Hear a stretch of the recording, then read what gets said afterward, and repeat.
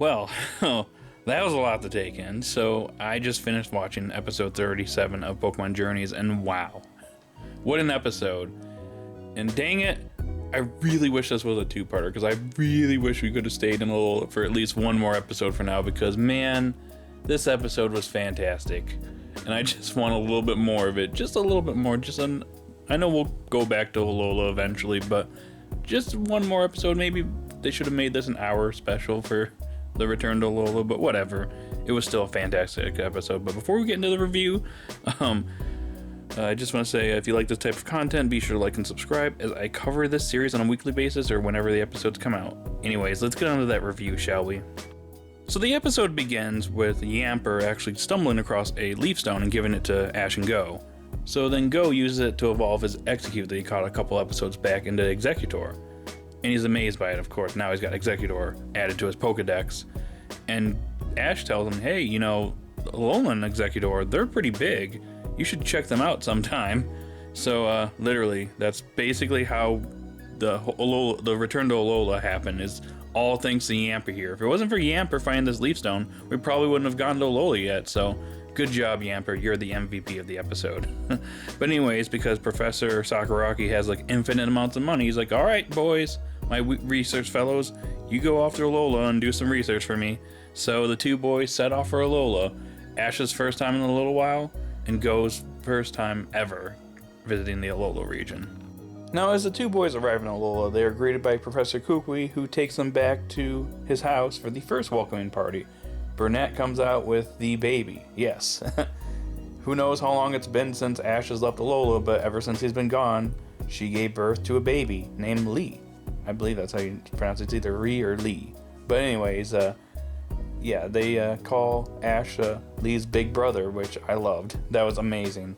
I'm not gonna lie, I may have teared up a little bit while watching that, because that was beautiful.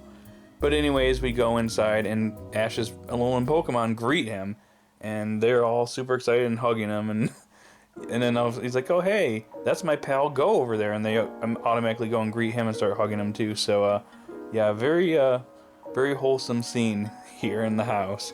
But anyways, the two boys head off to go just run around the island before they go to the second welcoming party that Mallow is organizing at the Pokemon school where Ash used to attend it. So the two boys leave, and Professor Kukui notes that the two boys actually make quite a good team. Ash and Go first head to the beach, in which they come across a Pukamuku, and Go, being Go, catches his Pokemon, so he gets his first Alolan Pokemon in his Pokedex. Neat. Anyways, they head into the forest to catch more Pokemon, including the Grubbin, which, if you remember back in Sun and Moon, back about 4 years ago, yeah, Ash tried to catch one and he kind of failed, so I thought it was kind of funny that Go was unable to catch this Pokemon as well, in which it seems like the two boys actually got separated. Ash actually was going after the Grubbin, which got away, but Go thought he was going after it as well, but it turned out to be an Alolan Dugtrio, and he ends up falling off a cliff, literally falling off a cliff with Reboot into water, and it's Lana that fishes him out, which was a pretty funny scene as well. And somehow Lana was able to fish him out and hold Go up. She's literally strong enough to hold Go all the way up, a kid that's bigger than her. So Lana is pretty freaking strong. Meanwhile, Ash is looking for Go, and we actually get a short little cameo of Beware, Marini, and Mimikyu here, which I liked. They threw it in there just to be like, hey, these characters still exist, but they weren't a central focus in the episode, so they only made a cameo in the episode. It was just nice to see them. But anyways, Ash is walking around the forest looking for Go, and that's when he's greeted by Rotom-Dex, who, it's confirmed that Rotom-Dex is actually a pure electric type, so interesting. But anyways, Rotom-Dex is basically there to let Ash know that, hey, the welcoming party is starting and Go's already there. So you need to start heading to that school already, dude. Anyway, so Ash and Rotom-Dex head to the school. Meanwhile, Go is at the Pokemon school already because Lana took him there, and Mallow and Softclays are there now, and they're all asking him all kinds of questions, and he literally has no response to them. He's just like, I don't know. And in his mind, he's like, Ash, where are you? Being the socially awkward kid he is, he just doesn't have a response to anything. He's struggling with his social interactions, which is in character for Go, which I like that. Another thing to note here is that the picture that was taken towards the end of Sun and Moon, the one where right before Lily left on her journey to find her father, yeah, that picture is up in the Pokemon school, which I love that. And then Kiawe shows up, and for most of the rest of the episode, he continues to refer to Go as Ash's rival. Someone that travels with him must be his rival, and must be battling with him all the time.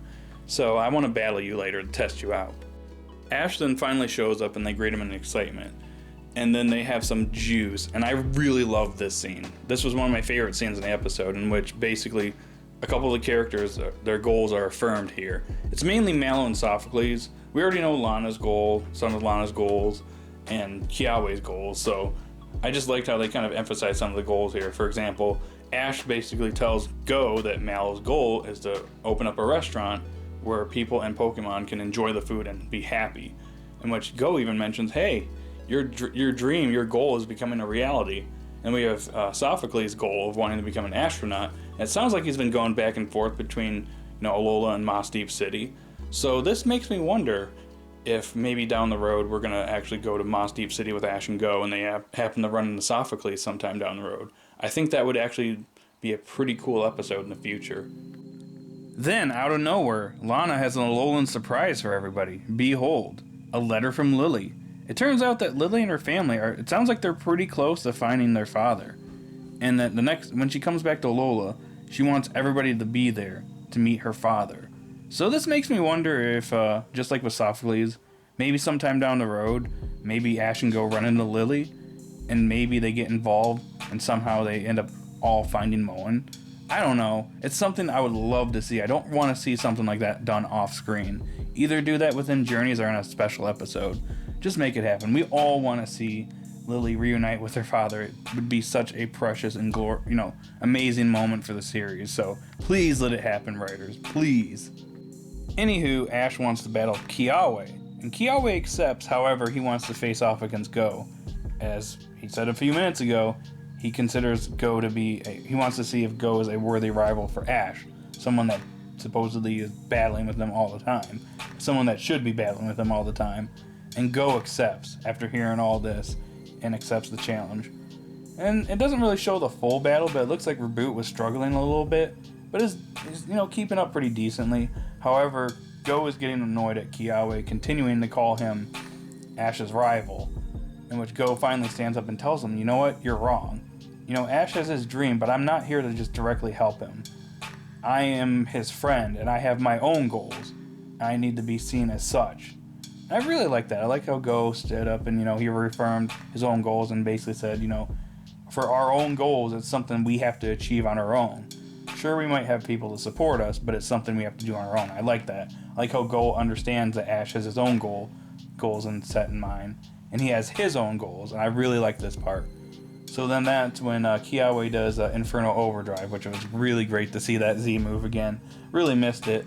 It looked like Go and Reboot were about to be obliterated, but then Alolan Marowak steps in and saves the both of them, which was a pretty nice move. It sounds like something that Kiawe was, had planned way ahead of time. So it was pretty nice, and I like the fact that Kiawe comes up to Go and basically tells him, hey, keep an eye out for Ash for me. And Go does, promises to do just that, so I really like that scene. After that battle, we head off to Treasure Island, and that's where Go catches an Alolan Exeggutor, because Go, it sounds like he battled him a little bit, at least, so a little bit more effort than the usual catches, and he manages to get an Alolan Exeggutor. And then the episode comes to an end with the two boys back in Kanto, and Go brings his two Alolan Pokemon back with him to the lab. Oh boy, so where do I begin with this episode? Because there's quite a lot that I did like in this episode. I think first and foremost, I want to say that I'm glad that they kept some of the old Sun and Moon OSTs in this episode. It just works so well in this episode. I was afraid that they were just going to use the Journeys OSTs. I'm not the biggest fan of the OST in Journeys, but it does work in certain scenes, and this was an episode I didn't feel like it would work very well. In some scenes it did, but the ones that they used from the Sun and Moon anime was just spot on. I'm so glad they kept some of those in there, and I miss them. But anyways, so music was great, fantastically done. I like the fact that the episode, going into it, you'd think, okay, Ash has a major focus with him reuniting with everybody, and Go's focus was just going to be him, maybe catching a few Pokemon and battling Kiawe. But no, Go's focus was just as prevalent, or even in some ways more prevalent than Ash's in the episode, because a lot of the episode it focused a lot on goals. You know, we talked about Mallow's goal, Sophocles' goal, Ash's goal for a little bit too, and then of course Go reaffirmed his goal, and everybody loved it. So I really liked that focus in the episode, so I thought that was great as well. I also like that we went back to certain locations that we spent a lot of time in Sun and Moon, like the Pokemon School, Kukui's place, the beach, the jungle that Ash tried to catch Grubbin in and failed originally back in early Sun and Moon. We also ran into the Beware family for a little bit, which was pretty nice. Treasure Island. All of that was just great stuff, and I really liked the fact that we went through that. I was hoping we'd go like a little bit further, maybe to the market to meet the old that old lady that was selling the fruit back in Sun and Moon. But oh well, maybe we'll visit her sometime down the road. But overall, I like the fact that we went to all these locations and they were referenced and they looked practically the same as they did in the Sun and Moon series. So A+ there, guys. Lastly, I want to say that I'm glad that we were talking about Lily and Gladion in this episode, with them going on their journey. I like the continuity there, and it's however long it's been since the end of Sun and Moon, they're still on their journey, they're still looking for their father, and I just love the fact that they showed up here, and Lily wrote the letter. It really adds a lot to the episode. Even though it was a small section of the episode, it added a ton. And like I said earlier, there's a chance that sometime down the road, we might end up either running into Lily with Ash and Go sometime down the road in Journeys, possibly very soon. Or she could get a special episode. Preferably the latter, just because I would like the special episode to focus solely on Lily and her family, with Lily being the sole protagonist. Well, Lily and Gladion being the protagonists in the special, but that's just me. But that's something that could possibly come down the road, and man, I do not want to see that happen off screen. Please show Lily and her family finding Moen. Please. I'm begging you guys. Do it. The payoff would be fantastic. Trust me. It would be such a fantastic payoff. And maybe after that, Lily figures out what she wants to do, what her goal is going to be. And it would just be the perfect... I guess it'd be like a good way to end off Lily's character if they did it that way. So hopefully they do that. So I will say that this is definitely one of the best episodes of Pokemon Journeys, and it's definitely in my top 5, if not top 3. However, the one thing that's holding this episode back is what I've been saying for a few videos back, is the fact that this shouldn't have been a singular episode.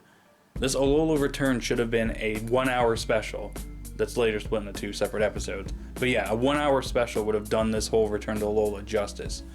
And what I mean is, like, I don't feel like we spent enough time in certain areas or with certain characters in this episode. Like, I feel like expanding it to an hour would have been the route to go.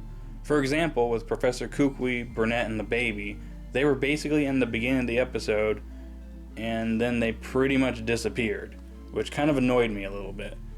Same with Ash's Alolan Pokemon. They greeted Ash, and I think they were hanging out with everybody eating, and that was pretty much it. I was hoping for a little bit more interactions with them, but again, we're in one singular episode, so there's only so much you can do. Also, Gengar and Dragonite are there as well, which we haven't seen in quite a few episodes, and they were basically there to eat. And we didn't really get to see them interact with Ash's Alolan team. It would have been cool if we got something like, I don't know, Melmetal versus Dragonite, or Incineroar versus Dragonite. Have some of Ash's newer Pokemon face off against his older Pokemon, just to test them out, test their strength out. I think that would have been cool, but that's unfortunately we didn't get that. But, I'll take what we get, but I just wish this was expanded into an hour-long special, because it could have been fleshed out a lot more. There's a lot more we could have done. I kind of feel like there's certain parts of this episode that they scrunched in at times, but overall, it's a fine episode, so I'm willing to overlook that. That being said, Kiawe should have been introduced to the Pokemon World Championships. I was really hoping that would happen, but I guess we'll be saving that for a later date. So that's all I got for this review. So overall, a fine episode. Wish it were a 2-parter, but whatever. I just hope we go back to Alola pretty soon. Anyways, I'm going to give this episode a solid 9 out of 10. So guys out there, what'd you think of this episode? Did you love it? Did you hate it? Post your thoughts in the comment section down below. Be sure to like and subscribe, and I will talk to you all later. You all stay safe out there. Have a good night, and peace.